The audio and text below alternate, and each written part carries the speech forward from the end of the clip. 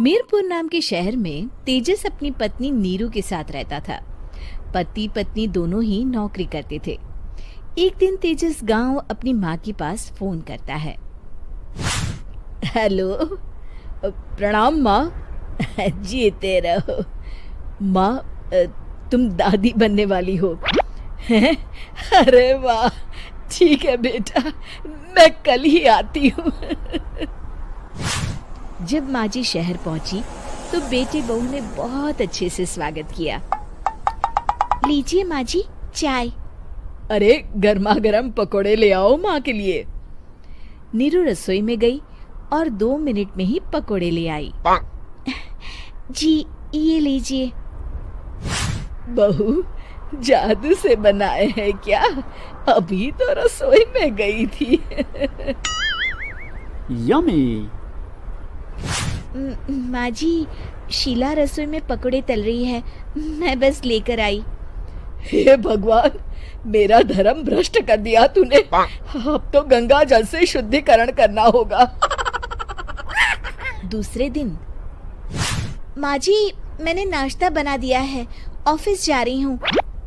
पर अभी तो घर का सारा काम पड़ा है। शीला आती ही होगी, झाड़ू पोछा बर्तन कपड़े वो सब कर लेगी। हमारे जमाने में घर का सारा काम हम ही करते थे।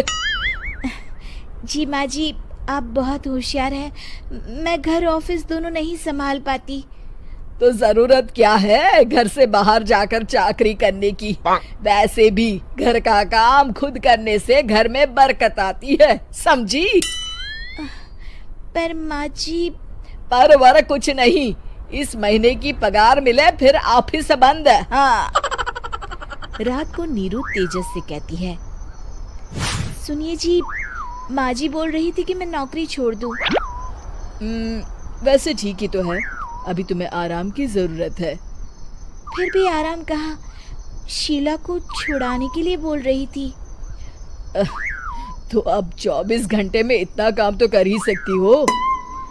पर जॉब पसंद है मुझे, घर पर मन नहीं लगेगा। अगले दिन जब दोनों ऑफिस के लिए निकल रहे थे, मेरी तो कोई कीमत ही नहीं है इस घर में। माँ जी, आजकल महंगाई बहुत है, रहन सहन भी बदल गया है, दोनों नौकरी करते हैं तभी ठीक रहता है। अच्छा, तू कहना क्या चाहती है?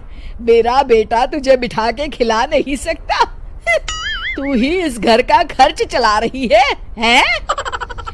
नहीं माँ जी, मेरा वो मतलब नहीं था।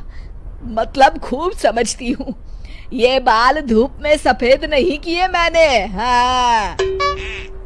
अब तो ये रोज का काम हो गया था। तेजस भी रोज की झिकझिक से परेशान हो गया था।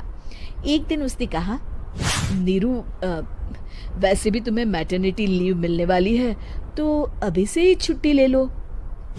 पर क्या, मेरी सैलरी अच्छी खासी है। आखिर नीरू ने रिजाइन कर दिया। जब बच्चा हुआ तो घर में सब बहुत खुश हुए। कुछ दिनों बाद तेजस फाइल देख रहा था। क्या हुआ तेजस, कुछ परेशान लग रहे हो? हाँ, वो हमारी जितनी सेविंग्स थी वो तो हॉस्पिटल में और छठी के फंक्शन में खत्म हो गई है नीरू। और अभी वैसे मंदी चल रही है तो मैं बोल रही थी कल मुन्ना को हेपेटाइटिस का टीका लगवाना है। नीरू, क्या पोस्टपोन नहीं कर सकते? नहीं जी, बिल्कुल नहीं। अब तेजस को समझ में आ रहा था कि उससे गलती हुई है। पैसों की कमी का असर घर के माहौल पर भी पड़ रहा था।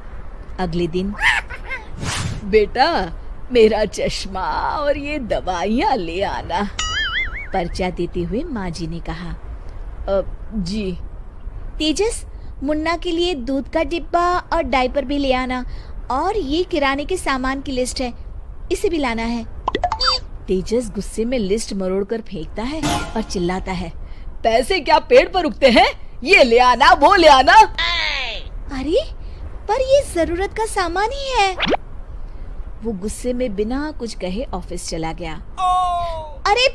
अरे लंच तो ले जाइए। नीरू दौड़कर डिब्बा पकड़ाती है। एक दिन खाना खाने के बाद, नीरू, अब तो मुन्ना कुछ बड़ा हो गया, तो अब तुम वापस ज्वाइन कर लो ना जॉब। पर इस रिसेशन में जॉब मिलना बहुत मुश्किल है। ट्राई तो करो। फिर मुन्ना? माँ जी है ना, और एक फुल टाइम मेड भी लगा लेंगे। पर माँ जी, उन्हें तो पसंद नहीं। तभी माँ जी वहाँ आ जाती है और प्यार से नीरू के सर पर हाथ फेरते हुए बोलती है, अब मेरी समझ में आ गया बहू, पहले के और अब के समय में अंतर है। तुम काम शुरू करो, मुन्ना की जिम्मेदारी मेरी। मेरी प्यारी माँ जी। ये कहकर नीरू उनके गले लग गई। शिक्षा, परिवर्तन संसार का नियम है, हमें भी समय के साथ चलना चाहिए। उम्मीद है कि आपको हमारी ये कहानी पसंद आई होगी। कृपया हमारे चैनल को सब्सक्राइब करें और सभी अपडेट्स के लिए बेल आइकन जरूर क्लिक करें। और हाँ, वीडियो लाइक और शेयर करना मत भूलिएगा। Bye bye.